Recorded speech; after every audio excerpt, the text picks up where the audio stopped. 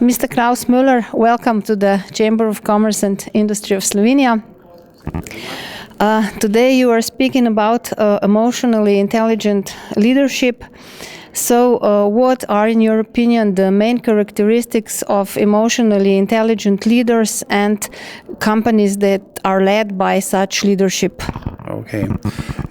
If I take a look at world-class companies, the companies who are producing the best results in the world, they are basically good in two areas.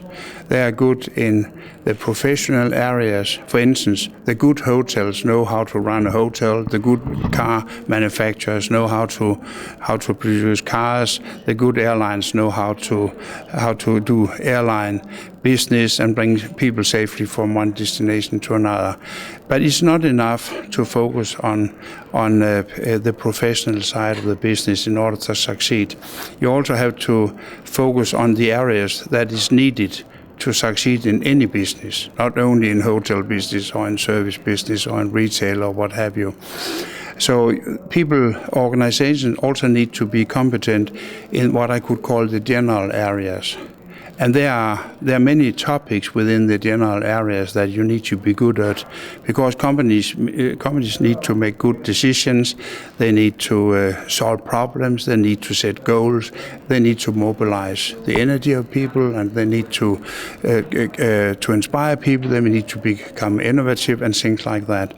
And I have chosen to put all these general topics, the things that it takes to create a successful business, in any culture, under four main headings. And they are called principles for productivity, principles for relationship building, principles for quality, and principles for management or leadership. And the best companies in the world, the ones who have produced good results during crisis and have come out of the crisis the best way, they're the ones who are good in both these areas, the professional business areas and the general. And all things that happens in an organization take place at three levels: at company level, at team level, and and personal level. And this is why we say to people that in addition to being professionally good, you have to be good in these 12 areas. You have to be good in productivity, at company level, team level, personal level. You have to be good in relationship building at company level, team level, and personal level. You have to be good in quality at company level, team level, and personal level. And you have to be good in management at company, team, and personal level. What we're talking about here today for the Chamber of Commerce in Slovenia is mostly about box 4, 5, and 6. So it is about building good relationships. What any company needs to do is to build good relationships with the people who have a say in their future. They are people who can make me or break me.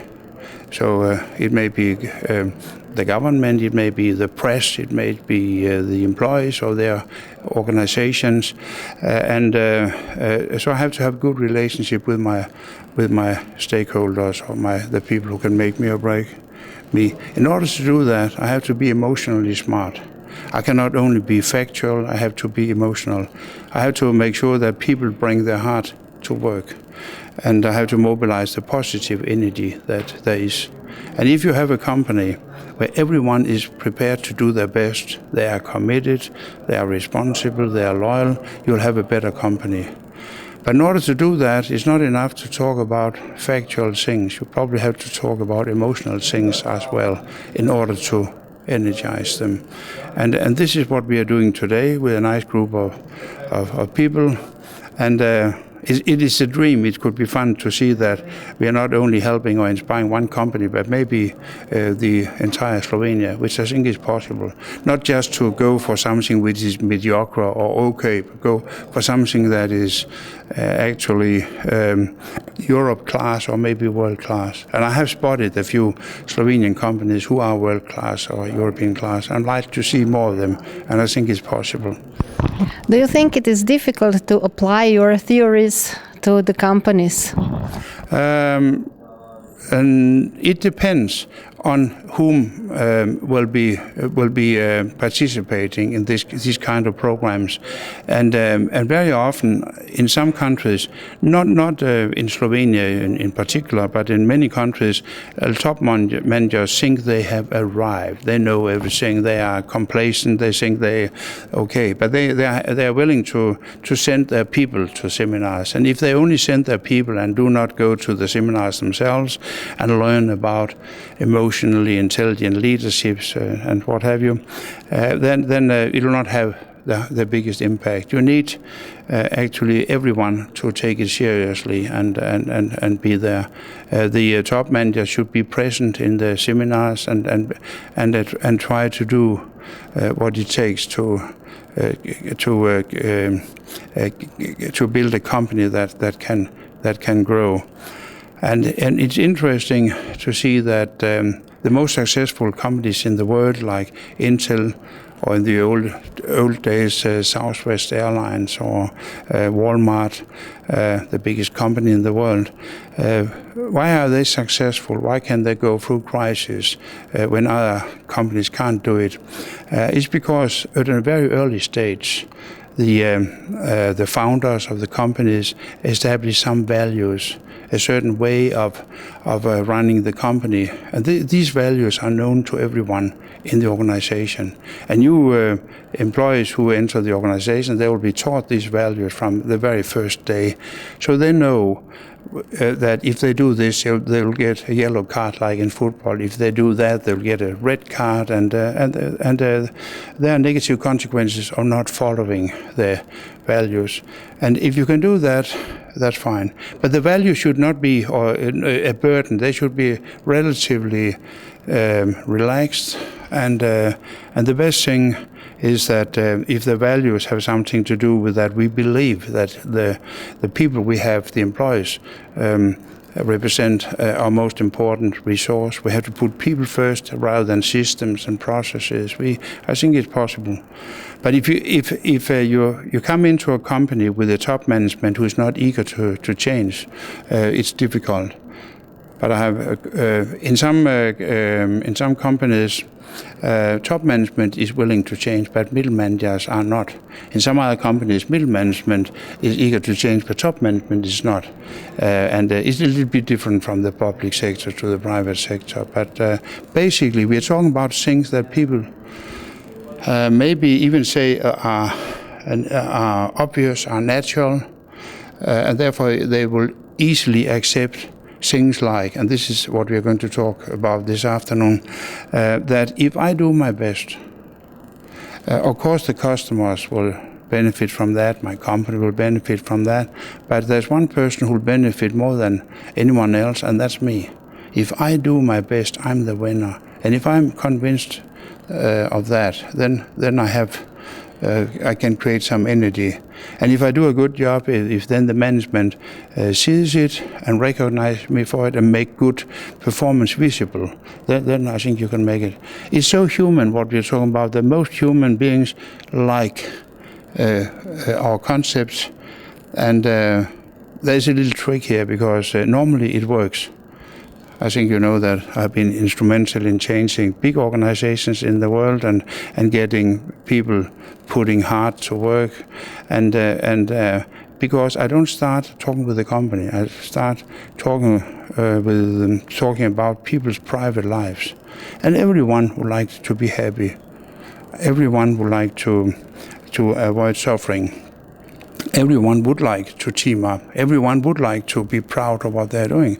But it just happens that we don't learn it in school, and we don't focus on that in the companies. It's more factual what we do. So people like it, but it's very important to realize we are not only talking about emotions, it's about or emotional intelligence or general competence. It's about all these people skills and all these managerial skills, plus the competence within the professional areas. It's a both and approach instead of an either or approach.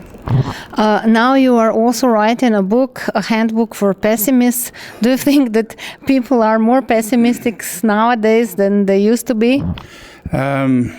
Well, I don't know whether you are thinking about people in Slovenia. I don't know that. I don't have the right to say that people in Slovenia are pessimistic. I think it's a general attitude. I don't think it is related to Slovenia or to a special culture, but. But I know that that's part of being emotionally smart, that if you are an optimist, then it's more likely that you will achieve what you want to do. You'll find a solution, and you'll come out as a winner rather than a loser. I believe. I worked for the Danish football team in 1992 because they were not allowed in because Yugoslavia was qualified before them, and then there were some internal troubles in Yugoslavia, so they couldn't come up with a national team. So Denmark was invited, and they didn't believe we could win, and I was given the job to talk about optimism. We go for the gold, and luckily enough, we got there. And I think I'm an optimist. I will not retire, for instance. I have just had my 70th birthday, and when I was 60, there was a guy from Italy, my partner in Italy, who came to me and made a speech for me. And he said, "Claus, like a year has 4 seasons, so has a human being. And you are 60 years today, so your spring is over." And he actually brought a chamber orchestra from Italy to accompany his speech.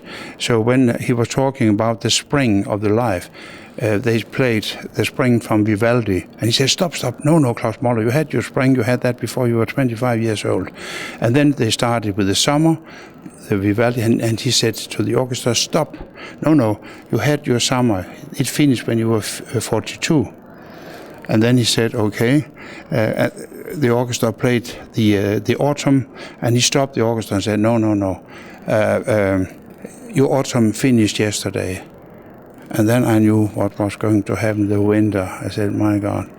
And they started playing the winter, and he said, stop. And he said, Claus, when you are 60 years old, you can choose. You can live your winter of your life, retirement life, or sitting in God's waiting room, or you can live your second spring. And I've decided to live my second spring, and I do.